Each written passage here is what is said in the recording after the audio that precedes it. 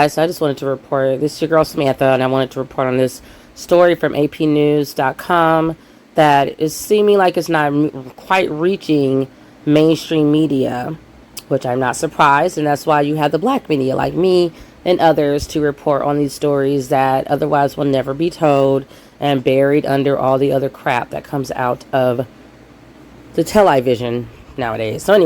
So we have California hate crime up 31% in 2020, and it is led by anti-black bias. This was written June 30th, 2021. Seems like it was published right around the time that the Asian hate crime bill was created by Biden, which, by the way, black people got Biden's ass into office, which is why I did not vote for him. So, my people, when will you ever learn? So let's keep on going. This is out of Sacramento, California. Hate crime in California surged 31% in 2020, fueled mainly by a big jump in crimes targeting black people during a year that saw the worst racial strife in decades, according to an annual report released Wednesday by the state's attorney general. Overall, hate crimes increased from 1,015 to 1,330 last year, while the number of victims increased 23% from 1,247 to 1,536. Black people account for 6.5% of the state's population of nearly 40 million people, but were victims in 30% of all hate crimes, 456 overall, up 87% from the previous year. So where's our hate crime bill? African Americans have always received the most hate crimes against us since the inception of this country, since before this country even existed. And we've yet to get any specialized big crime bills or anything else that's just for African Americans. We are in a specialized group. We're in a specialized situation. We're in a specialized tribe. And yet we are never recognized as such. Every time the government or whoever opens their fucking mouth, because everybody likes to ride off of black people and push themselves forward and their group forward, their racial group, their ethnic group, whatever, forward off of black people. So they're always just lumping us into groups. Oh, you're BIPOC now. You're the POC. You're people of color. You're a woman of color. You're blah, blah, blah, blah, blah, blah. They just every day is a different fucking scenario that African Americans are not agreeing to. We didn't agree to it. We didn't sign on it. We ain't saying. No one at home is calling ourselves people of color.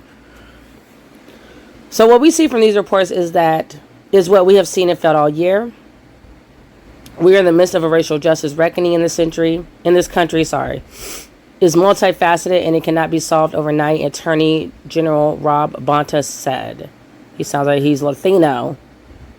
California saw some of the largest protests following the murder of George Floyd by a Minneapolis police officer, and it also saw a surge in attacks on people of Asian descent following the emergence of the coronavirus in China. And I'm going to read another article in regards to that. I'm going to do another video in regards to who was really doing those hate crimes to the Asians. Do you really think it was African Americans? Do you really think we give a fuck about Asians?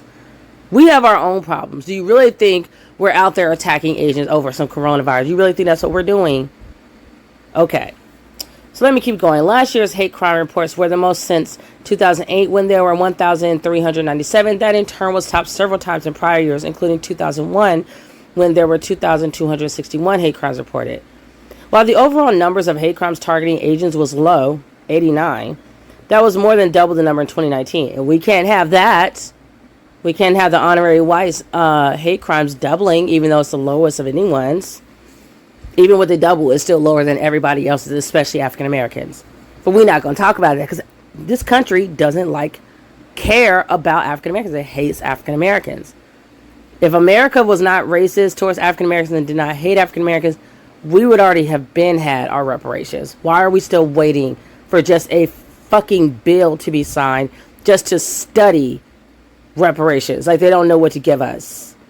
And each year it just increases. While you're giving money to everybody else under the sun, black people are still waiting for our checks.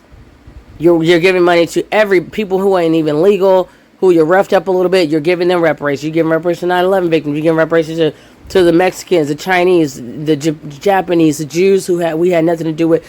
You name it, our country is just giving money away like it's just growing out of their asses. But then when it's time for reparations, nobody knows where it's going to come from. We're all confused. We suddenly don't have any money.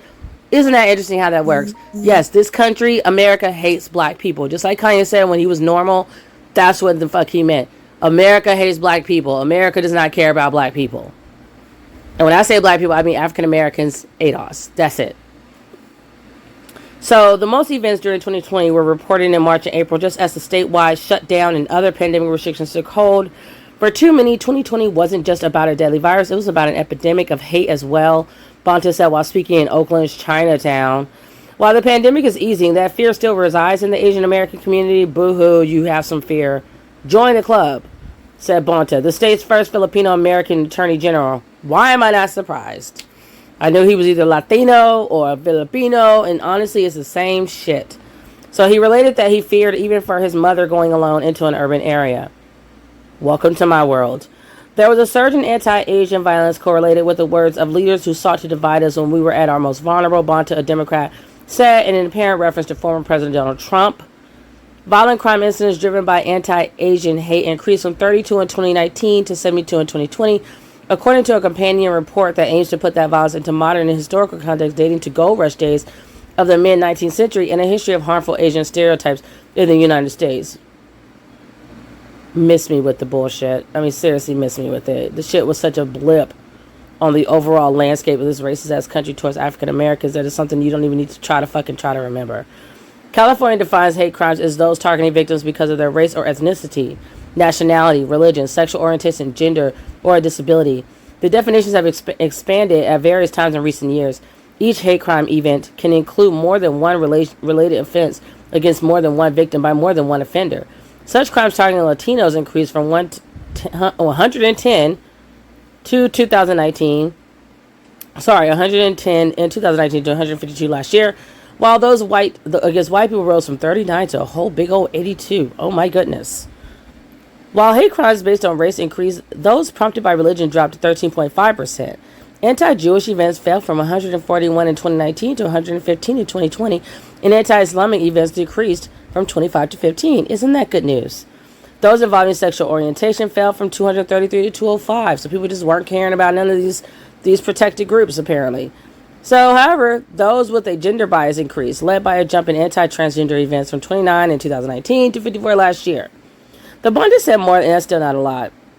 The Bonta said more than half of hate crimes are believed to go unreported. He said he has confidence in local investigators and prosecutors to address the problem. He nonetheless distributed a new law enforcement bulletin and guidance for prosecutors intended to help them identify and investigate hate crimes, increase immediate and consistent contact with victims, their communities, and promote alternative forms of sentencing and restorative justice approaches when dealing with hate crimes. Carl Chan, another Asian, president of Oakland's Chinatown Chamber of Commerce, praised Bonta's office for also releasing updated brochures in 25 languages, advising victims how to report hate crimes and seek assistance. That's interesting because I still don't know how to report a hate crime, and I've been in this country, my family, we've been in this country about 500, 600 years. Chan, who was attacked from behind and knocked to the ground in April, said the brochures will help spur more reporting of such incidents. The Chinatown has seen a decrease in traffic amid anti-Asian rhetoric, said Oakland City Councilwoman Shang Tao. People are fearful of walking the street. Okay, sounds like a black neighborhood. Governor Gavin Newsom said he is seeking $300 million to address hate crimes, which we all know is going to go to Asians, with 1/3 going to support victims and the remainder for community-based responses. It's going to go right into their bank accounts. I don't even get what the point of that article was. Please.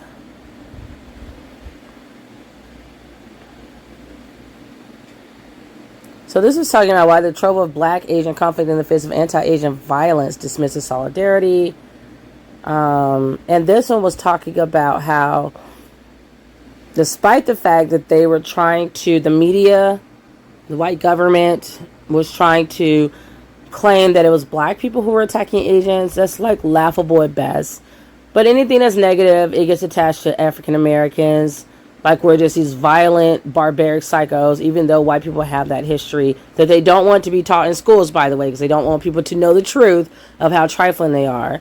But it was saying, despite that, black people actually were not the majority of people who were attacking Asians, which is like, duh. But of course, anybody who wants to believe the negative about African Americans, they will. Sorry, let me look for this really quickly because I don't want to make this longer than ever.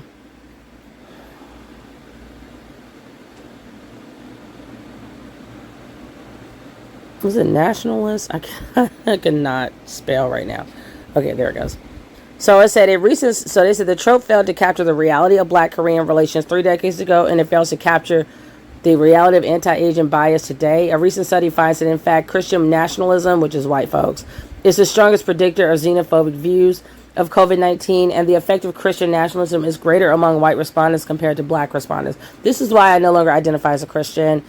Christianity was used to oppress Black people and keep us docile while we were being enslaved, and we're not going to continue that on to the next generation. That shit has to stop at some point.